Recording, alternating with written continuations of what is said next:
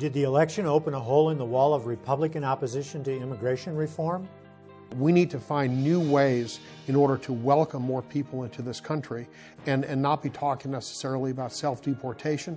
Look at the possibility in due time for people to have permanent work rights here in this country. What we have seen on a national scale in terms of the response, particularly by the Republican Party, is that they understand very clearly that you can't build a party, and for that matter, you really can't build a nation by alienating such a substantial part of the population. Tonight on Arizona Week, we'll explore the policies, politics, and possibilities of reforming immigration. Production of Arizona Week is made possible in parts by a grant from the Stonewall Foundation and by the members of Arizona Public Media. Thank you for your continued support.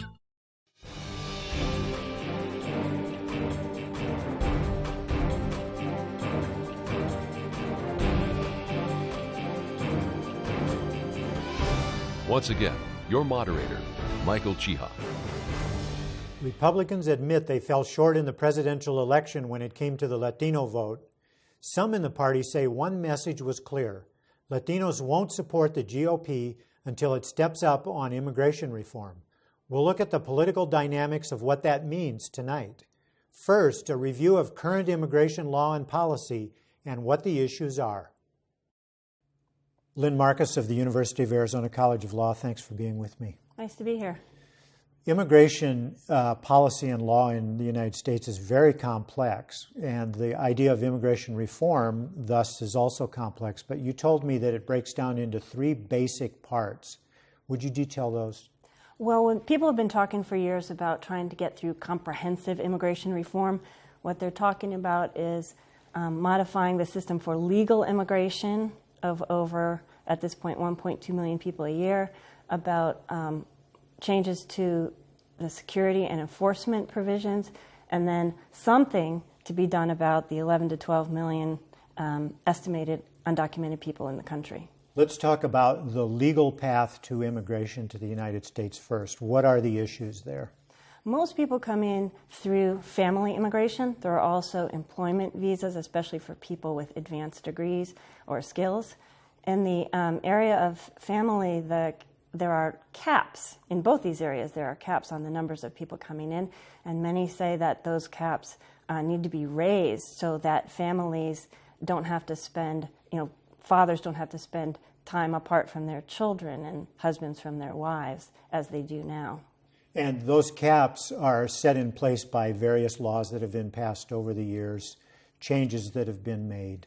And they are the political reality, but in terms of economics, there are those who say they need to be raised, not only to get families together, but because we need more workers. It's both the social reality and the economic reality. And right now the laws are so out of whack, so far out of whack with both of those realities that the system doesn't work.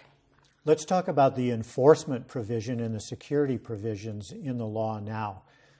There's a component of the political discussion that says, let's secure our borders first before we talk about other reforms. What really needs to be done there?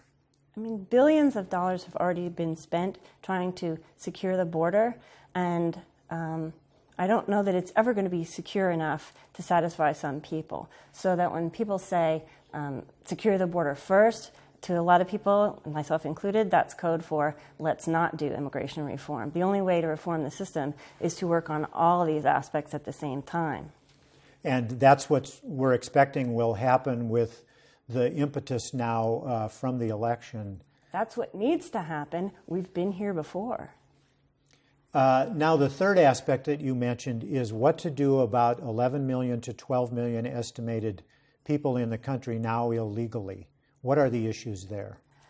Well, some people feel that the people who don't want to grant status to the 11 to 12 million people talk about rewarding lawbreakers, and they use the word amnesty, which has become a bad word.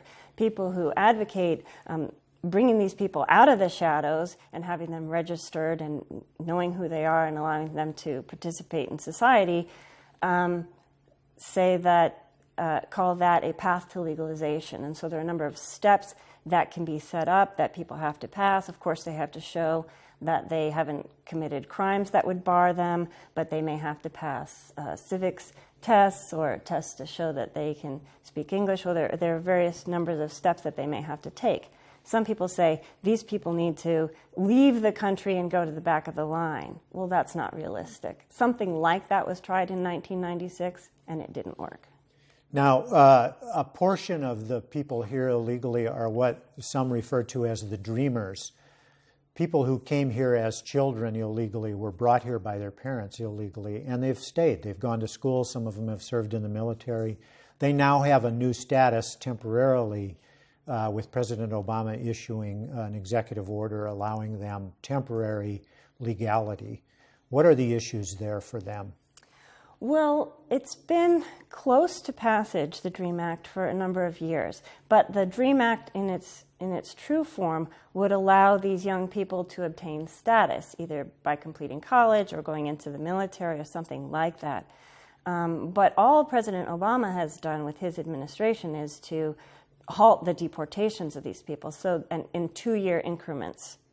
So there's no actual legal status. They just have a protection from deportation, and they can get work authorization. So that hasn't been fixed. That's no kind of a permanent solution. It's just sort of it's just a temporary thing, waiting for Congress to get its act together.